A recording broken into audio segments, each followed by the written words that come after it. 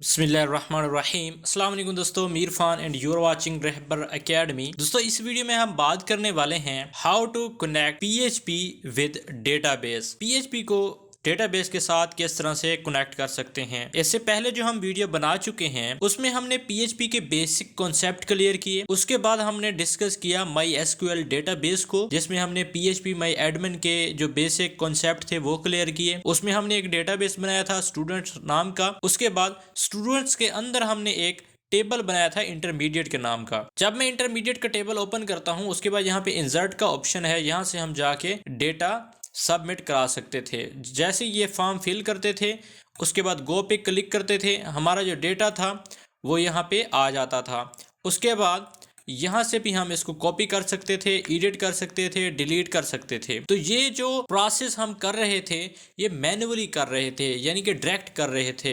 हमारे पास options available थे, उनकी मदद से हम ये एक्शन परफॉर्म करवा रहे थे। अब हम मूव करने वाले हैं एसक्यूएल क्यूरी की तरफ। हम पीएचपी की मदद से एसक्यूएल क्यूरी को इस्तेमाल करते हुए डेटा यहाँ पे सबमिट करवाएंगे।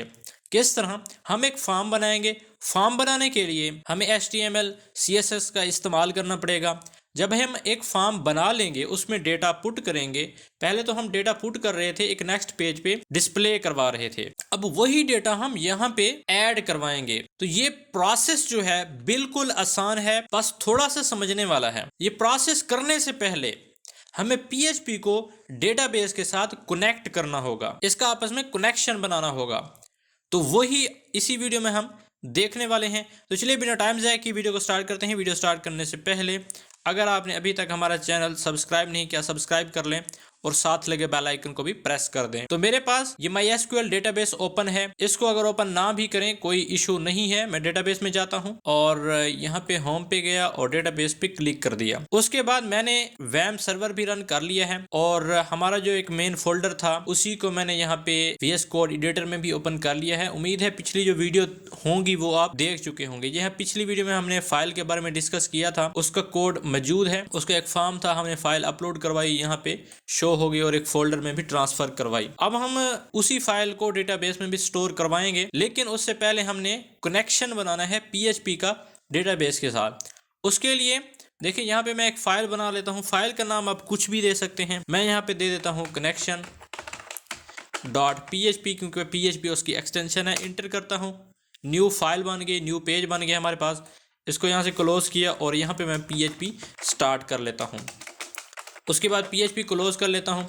यहाँ पे जो चीज़ है वो आपने समझनी है। हमारे पास एक छोटा सा फंक्शन है।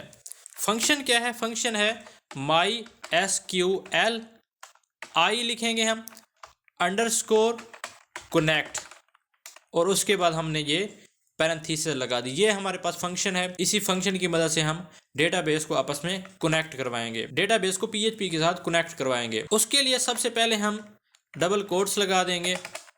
डबल कोट्स या सिंगल कोट्स आप लगा सकते हैं। यहाँ पे हम सर्वर का नाम लिखेंगे। सर्वर हमारा कौन सा है? लोकल होस्ट है। उसके बाद कोमा लगाएंगे। उसके बाद हम लिखेंगे यूज़र नेम। यूज़र नेम हमारा है रोट।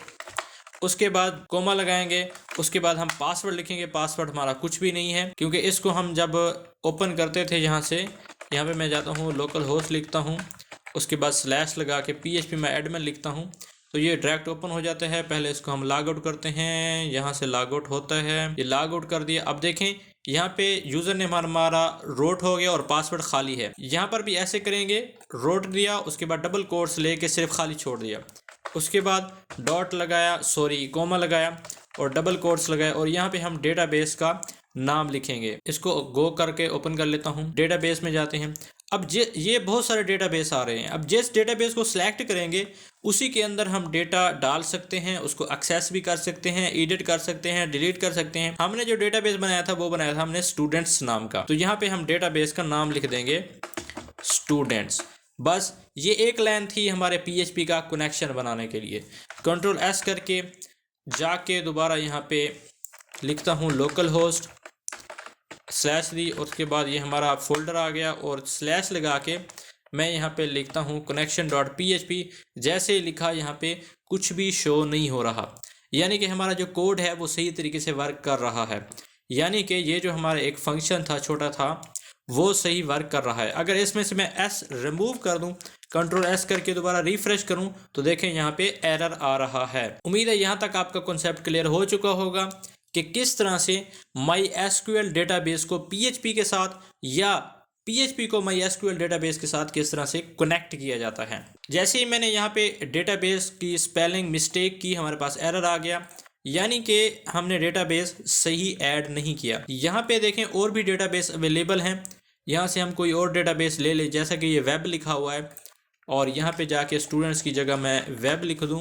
ये डेटाबेस हमारा बिल्कुल क्लियर हो गया और यहाँ पे जाके जैसे रिफ्रेश करूँगा, देखिए नोटिफिकेशन वगैरह कुछ भी शो नहीं हो रहा। हम यहाँ पे ये भी कर सकते हैं कि यहाँ पे हम एक कंडीशन भी लगा सकते हैं, इस सारे को एक वेरिएबल के अंदर डाल दें। डाल लिया और वेरिएबल का नाम दे दिया मैंने CON कनेक्शन, ताकि मैंने अपनी तरफ से नाम दिया, आप कुछ भी दे सकते हैं।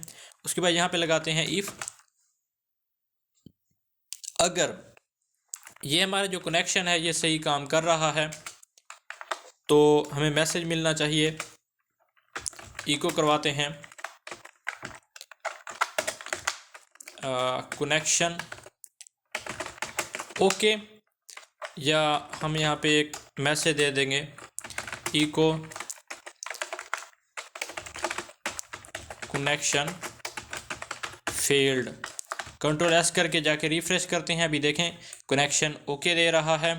और अगर फेल्ड आएगा तो यहाँ पे देखें हमने मिस्टेक कर देनी है, बी को ख़त्म किया, कंट्रोल एस करके रिफ्रेश किया, कनेक्शन फेल्ड। तो उम्मीद है यहाँ तक आपका कॉन्सेप्ट क्लियर हो चुका होगा। अब इसमें एक और काम भी कर सकते हैं, यहाँ से हम वही टेबल सेलेक्ट कर लेते हैं स्टूडेंट्स। अब यहाँ पे जो हमने लिखा है डायरेक्ट, अब इसको हम वेरिएबल में भी ले सकते हैं। यहाँ पे मैं जाके एक वेरिएबल ले लेता हूँ सर्वर के लिए, इसको मैंने नाम रख दिया सर्वर, इक्वल दिया, और ये जो हमने यहाँ पे वेरिएबल की वैल्यू दी थी इसको यहाँ से कट कर लेता हूँ और इको के बाद पेस्ट कर देता हूँ, तो ये एक वेरिएबल में आ गया। यहाँ पे सेमीकोलन दे दिया और ये जो सर्वर वेरिएबल लिया है इसको मैं यहाँ पे ले लेता हूँ डॉलर सर्वर, ऐसे भी आप ले सकते हैं। उसके बाद एक और वेरिएबल ले लेते हैं, इसको हम डाल देंगे यूज़र नेम, यहाँ पे लिख देते हैं यूज़र नेम। जैसे आपको बेहतर लगे, अच्छा लगे, वैसे आप कर सकते हैं। जस्ट मैंने आपको थोड़ा सा आइडिया देना था कि इस तरह से भी चीज़ें पॉसिबल हैं। रूट लिखा, उसके बाद हमने लिखा पासवर्ड, पासवर्ड हम खाली छोड़ेंगे, इक्वल दिया और यहाँ पे खाली छोड़ दिया। उसके बाद हमने लिख दिया डेटाबेस, और डेटाबेस में हम यहाँ पे लिखेंगे स्टूडेंट्स। अब रूट की जगह हमने लिखा था डॉलर यूज़र नेम, उसके बाद पासवर्ड की जगह हमने लिखा था डॉलर पासवर्ड, और डेटाबेस की जगह हमने लिखा था डॉलर डेटाबेस। ओके, यहाँ तक उम्मीद है आपका कॉन्सेप्ट क्लियर हो चुका होगा। ये वैसे कोड मैंने लिखा अलग अलग तरीक़ों से, नॉर्मल तो एक ही हमारी लाइन थी जो कि काम कर रही थी। कंट्रोल एस करके दोबारा रिफ्रेश करके दिखाता हूँ, अभी कनेक्शन ओके आ रहा है। यहाँ पे हम रीडायरेक्शन भी करवा सकते हैं, कुछ भी आप लगा सकते हैं। उम्मीद है यहाँ तक आपका कॉन्सेप्ट क्लियर हो चुका होगा कि PHP की मदद से SQL क्यूरी को इस्तेमाल करते हुए, ये हमारी SQL क्यूरी थी ना, MySQL कनेक्शन था, MySQL कनेक्ट एक फंक्शन था जिसको हमने डेटाबेस के साथ कनेक्ट कर दिया। तो चलिए मिलते हैं न्यू वीडियो में, तब तक के लिए अस्सलाम वालेकुम।